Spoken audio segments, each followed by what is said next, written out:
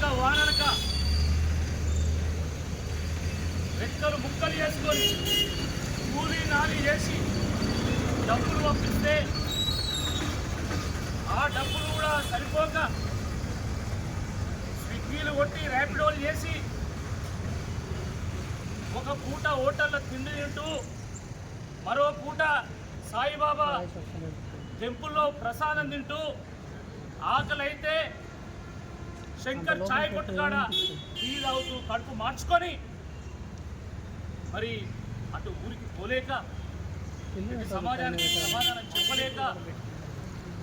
ఇరుకైనటువంటి ఆ గాలి వెలుతురు లేనటువంటి హాస్టల్లో ఉండలేక స్టడీ హాల్స్లో ఫీజులు కట్టలేక